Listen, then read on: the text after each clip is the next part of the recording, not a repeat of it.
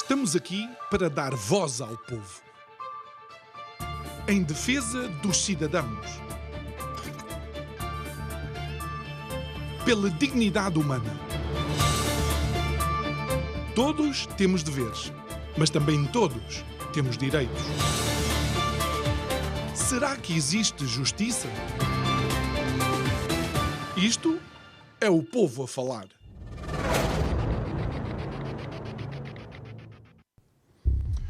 Dizer que o mundo não para pode parecer um simples clichê. A verdade é que o mundo, para além de não parar, anda a uma velocidade jamais vista. Se tentarmos utilizar como forma de comparar esse movimento aquilo que acontece, por exemplo, numa máquina de lavar, eu tenho que dizer que neste momento nós não estamos no programa de lavagem de roupa fria ou quente. Estamos precisamente no momento da centrifugação. E estamos todos dentro desse movimento sem saber muito bem para onde nos virar. A questão é que existem peças de roupa, por assim dizer, que aguentam melhor esse movimento e que são capazes de ocupar um maior espaço, controlando de alguma forma aquilo que acontece e não sendo tão afetado pela força centrífuga. Não é o caso de Portugal, porque na realidade, no cenário mundial, não passamos de uma meia mal cheirosa a que poucos ligam. Boa noite, o meu nome é João Nuno Pinto e isto é o Povo a Falar. Estou consigo de segunda a sexta-feira neste mesmo horário, emissão em simultâneo Curiacos TV e Rádio Vida 97.1. O tema para o mês de maio, à deriva. Olha, à deriva, à nora, à toa, é o que você quiser. Desde que a ideia que fique gravada na sua mente e no seu espírito é de que não sabemos muito bem para onde havemos de ir. E a verdade é que não é só Portugal. Porque, por exemplo, quando olhamos para a União Europeia, olhando para aquilo que são as atitudes da União Europeia, e não só relativamente ao conflito que existe atualmente, qual é que tem sido o impacto das sanções à Rússia? Estão verdadeiramente os russos e a economia russa a sofrer? Não será que, de alguma forma, aquilo que assistimos é a um famoso objeto australiano que vai, mas depois volta ao sítio onde iniciou a sua viagem? Eu estou a falar do boomerang. E sabe uma coisa? Algo de extraordinário também aconteceu do outro lado do Atlântico, que tem mais responsabilidade daquilo que nos acontece a nós na Europa do que muitos de nós imaginamos que foi. Por exemplo, um Conselho Especial de Investigação que finalmente chegou à conclusão que aquele conluio entre a Rússia e a campanha de Donald Trump não era verdade e, inclusive, nasceu na campanha de Hillary Clinton. Pasme-se. E mais algo que acaba por ser quase delicioso é o facto de o FBI, apesar de ter essas informações, acabou por agir em conformidade, quase como sendo uma muleta para Hillary Clinton. Coisa deliciosa. Nesse aspecto, Portugal não está atrasado. Nós estamos muito avançados, porque aqui no Burgo o SIS vai buscar computadores a casa. Digo eu, que não percebo nada disto.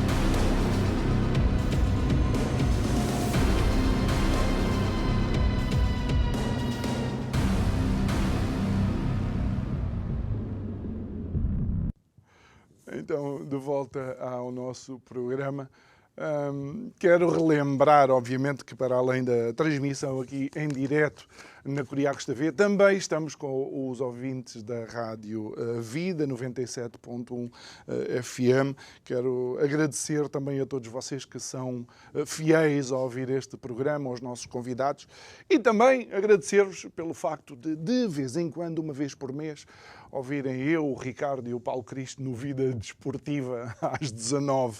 Portanto, como eles me deixam fazer publicidade ao nosso programa, aqui também faço publicidade ao Vida Desportiva, que acontece a cada terça-feira às 19 horas na Rádio Vida. Então, é meu convidado de hoje, Rafael Pinto Borges. Rafael, boa noite. João, é sempre boa noite.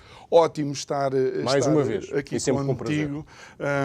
As conversas são sempre boas, intelectualmente desafiantes, até quando começamos, às vezes, em extremos opostos, conseguimos, através da conversa, chegar a conclusões, nem que por vezes a conclusão seja, ok, concordamos em discordar. E é isso que vai faltando um bocado naquilo que é o diálogo entre as instituições que representam um pouco os povos. E quero começar precisamente com algo que eu mencionei no nosso monólogo inicial, que é a Europa tem pensado e tem a certeza de que as sanções à Rússia estão a ter efeito, ou é de facto um bumerangue que está a afetar mais os europeus do que propriamente quem eles desejavam afetar? João, boa noite e obrigado pelo convite para cá estar, coisa que faço sempre com grande gosto. Este é um tema interessante e importante por vários motivos. Não é? Nós estamos a falar da maior guerra europeia desde 1945, antes de mais. E estamos também a falar de um programa de sanções, de restrições económicas impostas pela União Europeia e pelas potências ocidentais, que, um pouco como tu dizes, tem, em larga medida, efeitos nefastos sobre as próprias economias ocidentais e sobre as próprias economias europeias. Como olhar para isto? A Rússia sofre com as sanções? Sofre.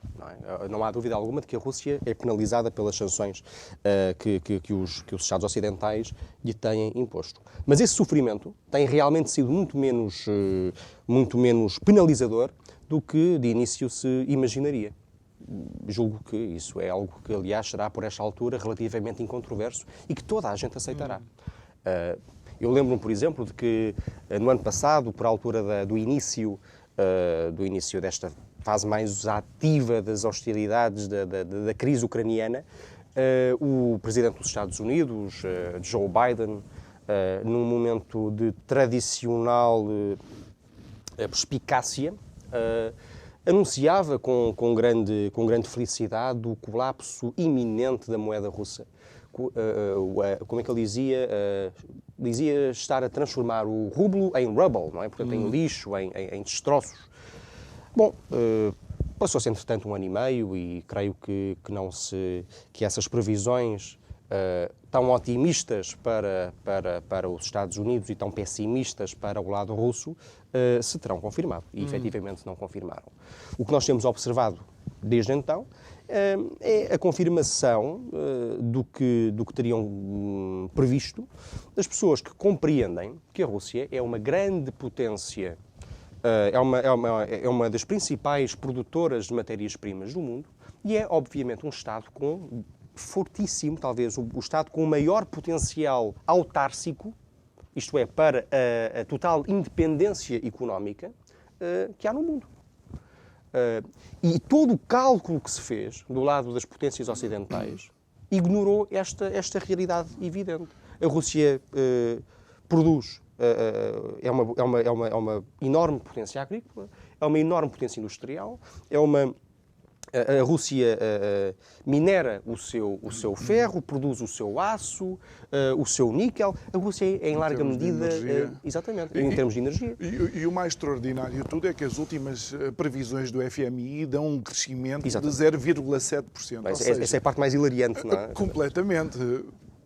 Quer dizer, nós estamos nesta situação, em que tivemos, de um lado, as principais potências ocidentais a anunciar com uma grande felicidade, com uma grande satisfação, o colapso próximo, iminente da economia russa, e, entretanto, a Rússia, pelo contrário, não só regressa rapidamente ao crescimento económico, como está a acontecer, como, ainda por cima, ultrapassará em breve a Alemanha para tornar-se, pela primeira vez, creio eu, desde os anos 80, não é?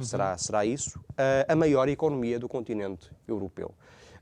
Se há maior prova de amadorismo, de incapacidade, realmente peço desculpa pela brutalidade, mas da estupidez profunda das lideranças europeias e ocidentais, eu acho que será realmente esta. Isto é gente de uma total incapacidade, de uma total infantilidade, e que conduziu a Europa e o Ocidente a uma catástrofe e a Ucrânia, certamente, a uma guerra absolutamente desastrosa, suicida, que, como dizia, e eu partilho desse pensamento, que, como dizia ontem mesmo o primeiro-ministro da Hungria, Viktor Orbán, é uma guerra que a Ucrânia não pode vencer. E que, de alguma forma, já de alguns anos para cá, analistas internacionais, jornalistas, advertiam e diziam que interesses ocidentais estavam a empurrar realmente a Ucrânia para um conflito com a Rússia. Sabes que é preciso definir o significado de interesses ocidentais. Interesse é aquilo que o Estado define como sendo exatamente isso, não é? Como concorrente para o seu benefício próprio. Mas, de facto, esta guerra, nem aquilo que conduziu à guerra, nem o que pode potencialmente sair da guerra, mesmo na melhor das hipóteses, que seria o quê? Seria a integração da Ucrânia nas organizações principais de integração política e económica e militar do Ocidente, no Atlântico Norte, é realmente do interesse da Europa. E é isto que é preciso começar a explicar de maneira clara, porque em causa não estão realmente interesses da Europa. Antes, pelo contrário. Esta guerra não é do interesse da Europa, a Europa nada ganha com ela, a Europa está a perder economicamente com ela, a Europa está a ver subalternizada economicamente em função dela, a Europa está a perder importância e independência no mundo devido a um alinhamento total com os Estados Unidos, também, em parte, explicado por esta guerra. Por isso, esta guerra não é do interesse da Europa. Não é sequer do interesse dos Estados Unidos. Convém ir até esse ponto. Não é até do interesse dos Estados Unidos. Esta guerra nasce de uma obsessão ideológica, da parte de uma fantasia ideológica, da parte, quer certamente dos neocons norte-americanos, quer de ideólogos do Partido Democrata, que, não tendo conseguido finalizar, não tendo conseguido conduzir a bom termo o seu ódio visceral a uma grande potência europeia que é a Rússia, tentam agora fazê-lo em 2023. Usando, entretanto, o povo ucraniano como munição barata para esse objetivo. Ou seja, não se conseguem libertar daquele, não sei se foi mito que foi criado ou na Guerra Fria, de que os inimigos, e eu já disse aqui várias vezes, os inimigos ou eram russos ou eram chineses, ficaram presos nessa época. Naquela famosa época onde até os realizadores de Hollywood, os seus textos eram revistos porque eram acusados de comunismo ou o que quer que seja. Tal e qual, não é? Quer dizer, o que nós, frequentemente, o que eu vejo hoje, quando ligo a televisão, coisa que já não faço com grande frequência, exceto para ver a Kuriakos TV, quando ligo a televisão e vejo os nossos principais comentadores, quando os leio nas redes sociais ou nos jornais, a falar deste tema gravíssimo, que é a crise a leste, eu realmente pergunto-me se aquela gente considerará que os grandes problemas do momento, os grandes problemas geopolíticos, os grandes problemas da relação entre grandes potências são uma espécie de Rocky IV que se confunde com o confronto entre o Balboa e o Ivan Drago. Quer dizer, as coisas são um bocadinho mais complexas do que isto, não é? Nós estamos, não só o Batman, a grande política não é Batman, não é o super-homem. Nós não estamos aqui perante um confronto heroico entre o mal absoluto e um bem absoluto, entre freedom fighters. Tudo isso é um modo hiper simplista de olhar para a realidade. E esse modo hiper simplista, infantil, como eu me atrevia a dizer há pouco, tem uma consequência clara, que é conduzir o mundo para a guerra. E enquanto os Estados ocidentais, nomeadamente e particularmente os Estados Unidos, não compreenderem que há aqui uma nova disposição de peças no grande tabuleiro global, que os obriga realmente, que os obriga verdadeiramente ao diálogo, a ouvir outras potências, a ouvir a posição de outros Estados, eu temo realmente que quer a guerra na Ucrânia, se mantenha, persista, com consequências catastróficas, consequências desagradáveis, certamente, para a Rússia, consequências graves para a Europa e consequências catastróficas para o povo ucraniano. E temo também que, mais cedo ou mais tarde, vejamos coisa parecida no Extremo Oriente. Noutros.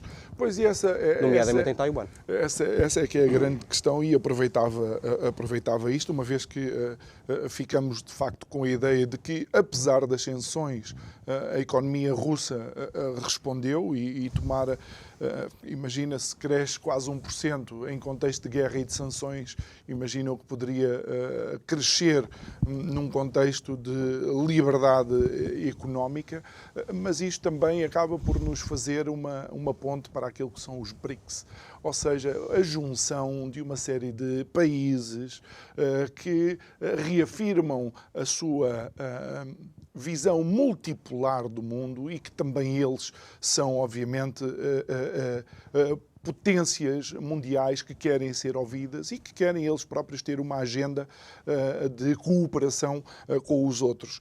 E começando com algo que pode fazer os Estados Unidos tremer, que é o facto de o dólar poder ser encostado naquilo que são as grandes transações internacionais e ser substituído pelo iene ou yuan ou mesmo uma nova moeda. Bom, a ubris, a extrema arrogância enlouquece os homens e enlouquece os Estados. E foi um pouco isso que aconteceu definitivamente com os Estados Unidos. Os Estados Unidos foram levados por essa arrogância total a crer que, enfim, por exemplo, poderiam simplesmente sancionar, efetivamente, extorquir, roubar as reservas financeiras de uma grande potência sem que isso tivesse a mais pequena consequência. Julgavam, francamente, que poderiam assaltar o Estado russo, que podiam congelar 300 mil milhões de dólares em reservas financeiras da Rússia, e que isto não teria a consequência evidente, que é alertar todos os outros Estados para a possibilidade que isso venha a acontecer deles. E ninguém, obviamente, quer abrir uma conta num banco, ninguém quer ter um ativo que a qualquer momento possa ser roubado. Ninguém acredita. Isto foi exatamente o que aconteceu com o dólar. E agora, enquanto vemos esta sequência rápida de Estados por todo o mundo, como tu dizias, não é? Por todo o mundo, vão afirmando a sua vontade de passar a ter pelo menos uma grande parte do seu comércio em moedas que não o dólar, o que vemos é a consequência evidente de uma política de total irracionalidade da parte dos Estados Unidos.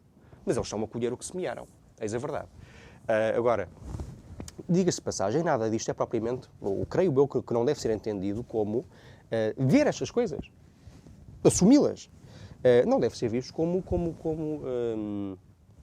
oposição aos Estados Unidos, que são uma grande potência necessária, fundamental para o equilíbrio global. Há quem diga, como tu, que é mais uma atitude defensiva e de proteção do que propriamente de oposição aos Estados Unidos. Não, repare-se, nós precisamos, o mundo precisa de uma América forte. Não é isso que está em causa. Aqui o motivo de preocupação não é a força da América, é a irracionalidade da política americana neste preciso momento.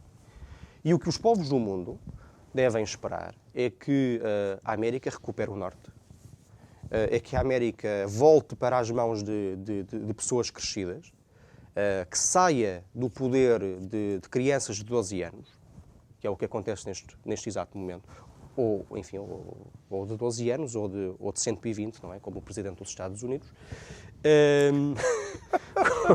com as consequências que isso efetivamente está a ter neste preciso momento. Porque se isso não acontecer, se não houver essa modificação de mundivisão,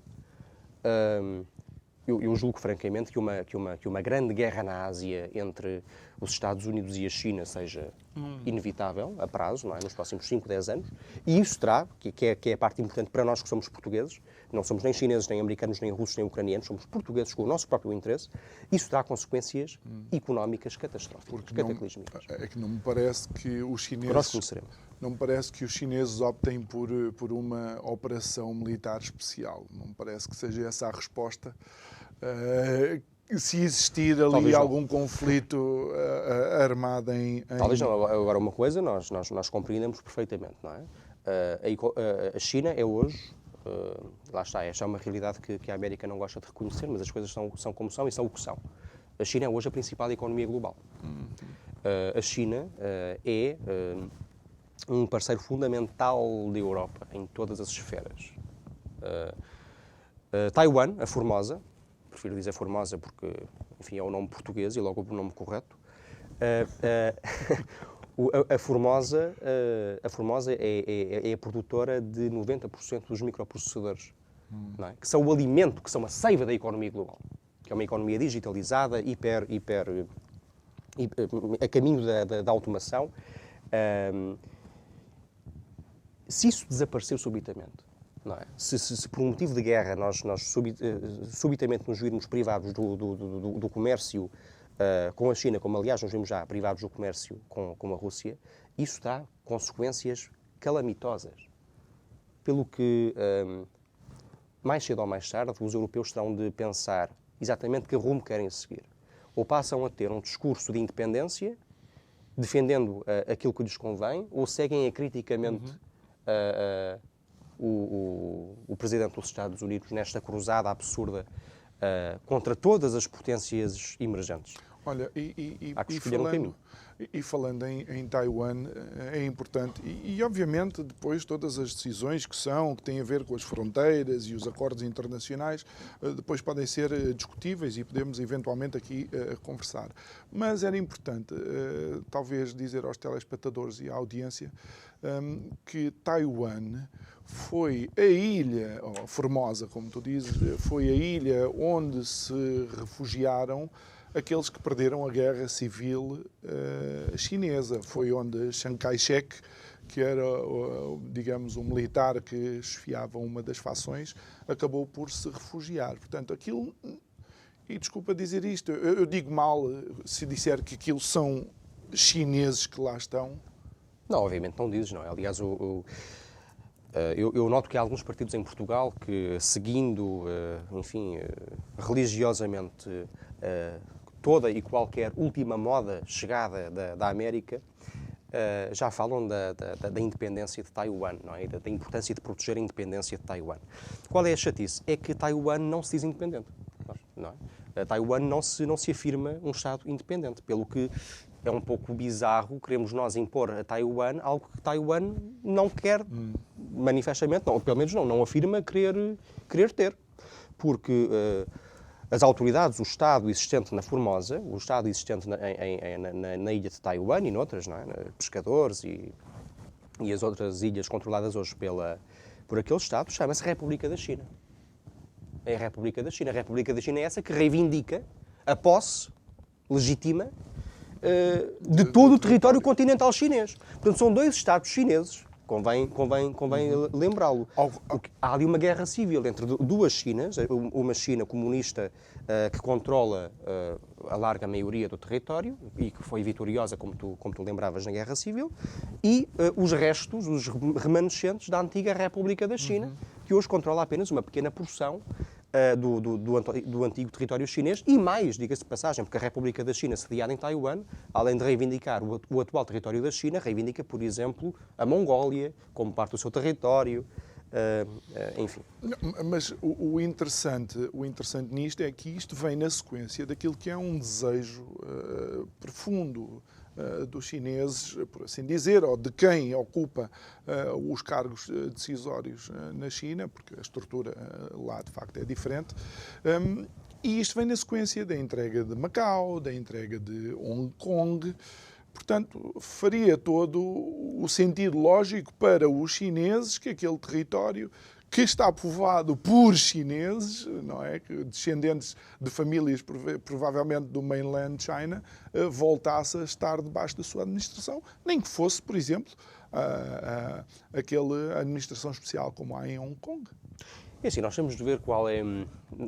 Lá está, há várias maneiras de olhar para o assunto por um motivo muito simples, é que os vários intervenientes, os vários participantes neste jogo têm interesses diferentes, não é? Quer dizer, olham para a coisa de maneira diferente também. Obviamente que para a China, o caso de Taiwan, o problema de Taiwan, se resolve de uma maneira muito simples, que é o regresso, a reunificação, como afirma a República Popular da China, entre a República da China e a República Popular. É uma questão, portanto, de soberania nacional e, como diz a China, para si, uma questão interna. É uma questão de política interna, não é uma questão de política externa. Porque há apenas um Estado chinês. E, aliás, é assim que a Europa olha para o assunto. Portugal, como sabes, não reconhece Taiwan, não reconhece a República da China como sendo representante da nação chinesa. Nós temos apenas relações diplomáticas diretas com Pequim, não com Taipei. Agora, para os Estados Unidos, é realmente verdade que a unificação entre Taiwan e a China continental representaria um perigo vastíssimo. Na medida em que se abriria à China as portas do Pacífico. Agora, esse é o interesse americano, essas são preocupações americanas. E eu acho muito bem que a América as defenda, porque aí há realmente um interesse claro, direto, em que Taiwan e a China não se reunifiquem do ponto de vista norte-americano. Agora, o nosso ponto de vista, enquanto portugueses, é manter, tanto quanto possível, relações saudáveis com a República Popular e também com os Estados Unidos. Portanto, a nossa posição particular tem de ser de tão grande neutralidade quanto possível. Porque eu lembro às pessoas uma coisa, como tu referias, nós temos o caso de Macau, não é? que esteve sob administração portuguesa, que foi portuguesa durante séculos, e que beneficia hoje de um estatuto de autonomia, com respeito também pela língua portuguesa, que depende da boa relação entre a China e Portugal. Portanto, naturalmente que se no futuro Portugal assumisse uma posição de total parcialidade na crise, o resultado seria o fim da autonomia de Macau. E isso é inaceitável para nós. É bom relembrar que as ruas continuam a ter os nomes portugueses, como tinham anteriormente, lá em Macau. Porque tem autonomia política, porque tem autonomia cultural, porque o português é a língua oficial. Mas isto leva-nos para outro caso, que é bastante curioso, e eu espero não estar equivocado, recordei-me agora mesmo. Parece que há um territóriozito qualquer, em Espanha, que tem um tratado assinado a dizer que aquilo é português. No entanto, nós não vamos lá buscar. Posso estar enganado? Como é que se chama aquilo, Rafael? Como é que se chama aquilo? Valença? O quê? Olivença? Olivença. Explica-me lá o caso de Olivença, porque só para nós vermos os paralelismos. Vamos lá ver, os paralelismos não são assim muito grandes. Legalmente, de facto, o território deveria ser português, e é português, não é? Pela lei. Acontece que Olivença foi tomada pela Espanha após um conflito muito breve, no início do século XIX, que foi a Guerra das Laranjas, não é? E depois das guerras napoleónicas, quando se fez a paz e quando se reorganizou o continente europeu, não é? Tendo por base a vitória da Inglaterra, da Prússia, da Áustria, da Espanha e de Portugal, sobre a França de Napoleão, também se concordou que a Olivença regressaria a mãos portuguesas. Mas a Espanha, inteligentemente, foi protelando, foi atrasando, foi inventando desculpas, e, entretanto, passaram-se 200 anos, e a coisa acabou por ficar mais ou menos resolvida, na medida em que, de facto, hoje, temos de ser honestos, não haverá muita gente em Olivença sedenta de um regresso, de um regresso à paz. E cada vez menos, e daqui a bocado já vamos falar aqui da política, aqui do nosso canto. E só para terminar este preâmbulo por acontecimentos internacionais, outro que de facto acaba por ser, digamos, uma bomba nos, eu não vou dizer antitrampistas, não é? Mas provavelmente, é que um comitê especial de investigação chegou à conclusão de que, de facto, não houve nenhum conluio entre a Rússia e a campanha do Trump. Antes, pelo contrário, o boato do conluio nasceu na campanha de Hillary Clinton, mas este comitê de investigação chega à conclusão que o FBI tinha fortes indícios de que assim tinha sido o início deste boato e, no entanto, preferiu continuar a investigar. Portanto, tínhamos o Putin tranquilo em Moscovo e, afinal, era o próprio FBI que andava a orientar as investigações contra o Trump. Bem, quer dizer, eu acho que, enfim, para pessoas razoáveis, isto é, para pessoas com mais de 11 anos, pelo menos mentais e letradas, a ideia de que meia dúzia de trolls russos numa como é que era? Numa garagem qualquer de São Petersburgo teria transformado o resultado, a direção, o sentido das eleições americanas, enfim, essa ideia foi sempre um bocado fantástica, não é? Um bocado improvável para pô-lo assim. Contudo, esta ficção, esta conspiração, porque é disso que se trata, foi uma conspiração entre as instituições mais altas, mais importantes do Estado americano, entre as polícias e um partido político, com o propósito de condicionar a eleição e de conduzir à vitória da Hillary Clinton sobre Trump. Esse escândalo enorme é revelador de uma doença que tomou conta de grande parte das democracias ocidentais e que deve assustar-nos, não é? Que é esse conluio permanente entre elementos dos próprios Estados e partidos políticos com o sentido, com o objetivo de afogar, de destruir as oposições. Podemos bem perguntar-nos se, nestas condições, há ainda verdadeira, genuína democracia no Ocidente. Porque repare-se que isso que se passou no caso americano está muito longe de ser um fenómeno isolado. Esse é o caso realmente mais fabuloso, não é? Mais inacreditável. Uma conspiração entre o FBI e a Clinton para fazer eleger a sua candidata de eleição. Agora, coisas parecidas aconteceram no Reino Unido, por exemplo, com acusações ao Farage. Coisas parecidas aconteceram, por exemplo, em França, não é? Aconteceram em França com tentativas de perseguir judicialmente, com motivos, invocando motivos totalmente absurdos, uma candidata presidencial que, ainda por cima, foi a segunda mais votada. Vimos isso também na Alemanha, com uma perseguição violenta das autoridades ao atualmente terceiro partido, de acordo com as sondagens, o terceiro partido do país, não é? O segundo maior partido da oposição. Isto é o que está a acontecer um bocadinho por todo o Ocidente e, de facto, nós devíamos começar a perguntar-nos se estamos ou não num momento de forte repressão política. E eu creio que a resposta é sim, e temos de preparar-nos para isso, temos de assumir esse desafio e temos de garantir que esta conspiração liberticida contra a diversidade de pensamento, contra a liberdade de expressão, contra a liberdade de escolha política, essa conspiração liberticida tem de ser parada. E em Portugal aconteceu algo semelhante e daqui a mais um par de minutos voltamos, ou vamos falar do nosso cantinho. Não sei se acompanhaste, se calhar não, porque não estou a ver com paciência para acompanhar aquilo que foi as audições ao James Comey, que era na altura, era o ex-diretor do FBI. Por acaso acompanhei razoavelmente, por incrível que pareça.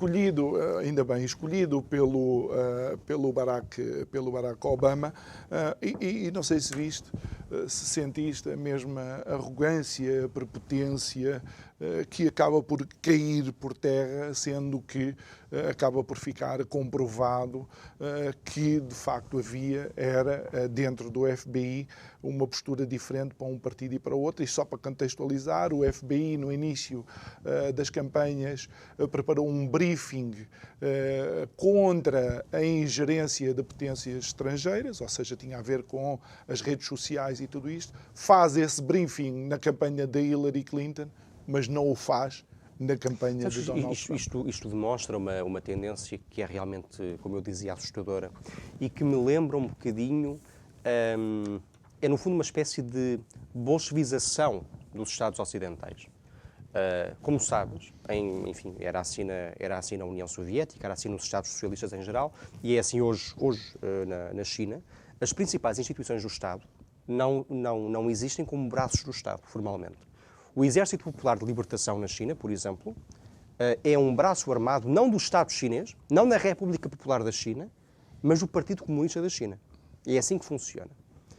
As instituições não dependem do Estado, dependem do partido. Isto é o que está a acontecer cada vez mais, de facto, no Ocidente. As instituições agem frequentemente como braços armados, como braços de repressão de partidos políticos.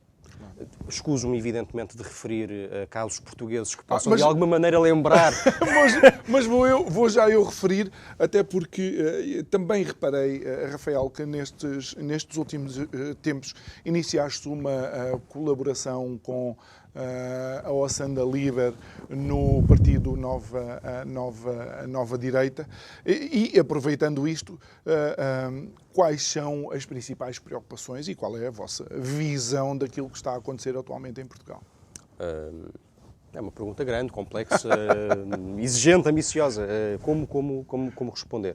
Bem, creio que o que mais se sente em Portugal neste momento é realmente uma falência generalizada das instituições. Sejam elas as estatais, sejam as, por assim dizer, paraestatais, não é? Aquelas que orbitam o Estado. É o caso, obviamente, dos partidos.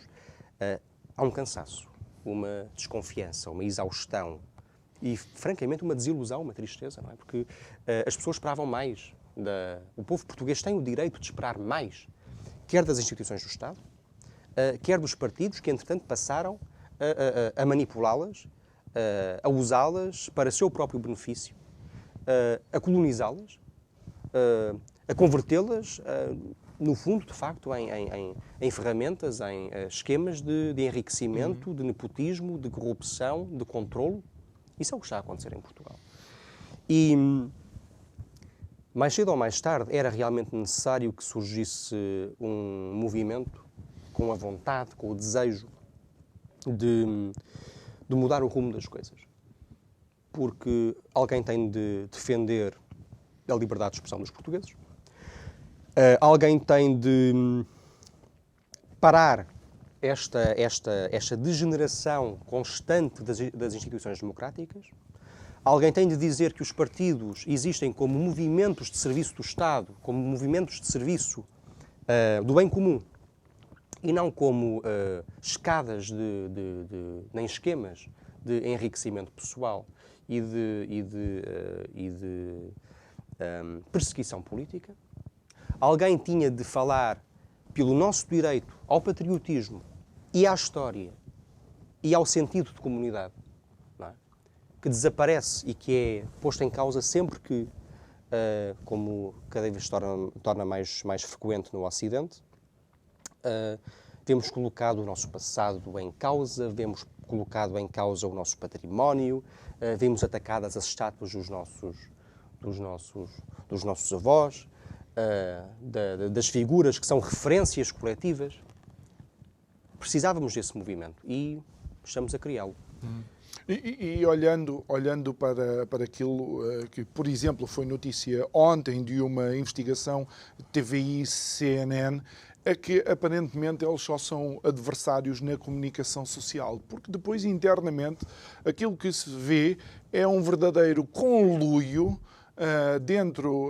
neste caso, e a investigação incidiu sobre o PS e o PSD em juntas de freguesia da cidade de Lisboa, um verdadeiro conluio que mina, inclusive, condiciona a capacidade de escolha dos portugueses. Isto é uma situação duplamente sinistra, duplamente, direi mesmo, repugnante. Porque há efetivamente áreas em que os partidos devem sentir-se sempre preparados para a colaboração e para o diálogo. Não é? Uma democracia madura precisa disso. Quais são essas áreas? Bom, é o serviço do Estado, é o serviço da nação, é a colaboração pelo interesse coletivo, pelo serviço das pessoas, pelo progresso do país, pela soberania do país, pela defesa da independência e do futuro do país. Aí deve haver sempre colaboração, mas aí não há colaboração, não é? Aí, pelo contrário, há conflito, há dissensão, há incapacidade de forjar de pensar a longo prazo, de manter reformas. Aí não há jamais diálogo sério. Pelo contrário, há sabotagem de parte a parte. E onde é que há, ao mesmo tempo, colaboração, diálogo, proximidade, aliança? Bom, é nesses esquemas de favorecimento de parte a parte, em que PS favorece PSD e PSD favorece PS, para que se perpetuem à frente das instituições e para que tirem delas proveito pessoal. Bom, acho que ninguém esperava que ao fim de 50 anos de democracia, que é onde estamos agora, este fosse o estado das coisas, mas este é, infelizmente, o estado das coisas e é por isso que vamos precisar, mais cedo ou mais tarde, de pensar em como virar a página. E Rafael, crees que sofremos de partidocracia? Essa é a questão. Esse é o problema. Nós temos hoje, sim, disso não há dúvida rigorosamente nenhuma, temos uma partidocracia que funciona como uma oligarquia, não é? É um governo de poucos que governa não para o bem e para a conveniência e para o interesse da coletividade, mas para o bem, o interesse e a conveniência dos seus. Isso é o que temos hoje, não é? Bom, precisamos de reformar, de facto, precisamos de repensar, creio eu, a nossa democracia e catapultá-la para o século XXI. Porque esse cansaço que temos hoje com estas instituições, com estes partidos, com estas pessoas, não pode transformar-se num cansaço com a democracia, nem numa desistência nacional. Não é? Pelo contrário, nós queremos catapultar o país para o século XXI, nós queremos ganhar o século XXI. Bom, isso realmente implica gente nova, implica movimentos novos e implica uma visão nova das coisas. Não será também necessário, aqui, isto pode parecer exagerado, mas contextualizado, creio que me irás entender, não será necessário a colaboração da comunicação social para a não simplificação dos assuntos e para uma real abordagem daquilo que é efetivamente as questões necessárias, porque senão andamos sempre dentro daquilo que são as espumas do dia. A comunicação social é indispensável, não é? Ao debate frutífero pelas questões, ou nas questões que interessam ao povo português. Infelizmente, contudo, hoje temos uma comunicação social que muitas vezes funciona como uma espécie de práveda do poder. Eu aqui há dias ria-me muito, não é? Porque depois daquela espetacular audiência ao senhor do computador, do assessor, do ministro Galamba, o público colocava na sua página inicial uns bons 5 assuntos a que dava maior prioridade, maior destaque que as revelações explosivas do assessor do ministro Galamba. E quais eram esses assuntos? Bom, um deles era o concerto dos Coldplay, creio eu, em Coimbra.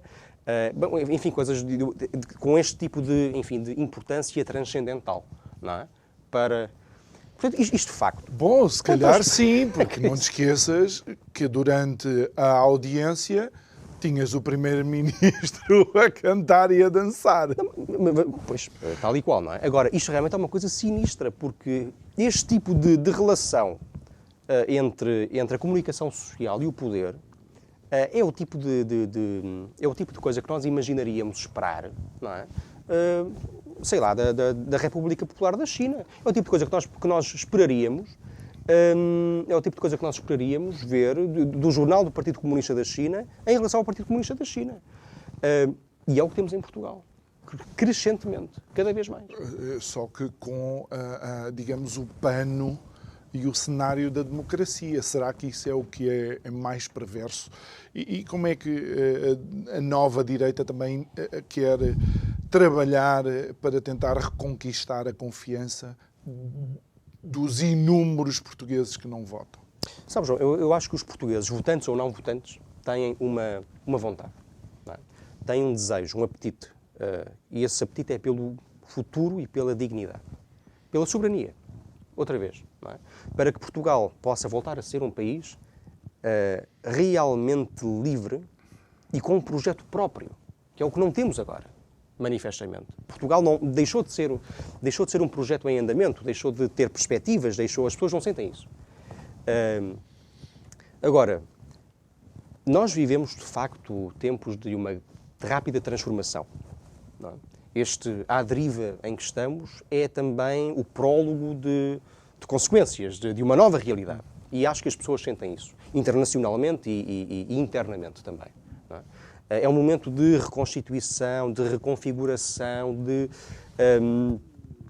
aparecimento de uma nova realidade geopolítica, certamente, não é? Com perda de poder pelos Estados Unidos, a ascensão de outras potências, europeia, nacional. E é melhor já começar a pensar até, no papel da Índia, que acabou de ultrapassar a China em termos populacionais. Em termos populacionais, exatamente. Portanto, de facto, é um momento de transformação profundíssima, politicamente, geopoliticamente, tecnologicamente, em todas as esferas. E esses tempos de transformação, de tempestade, de reconfiguração, podem ser vistos de duas maneiras.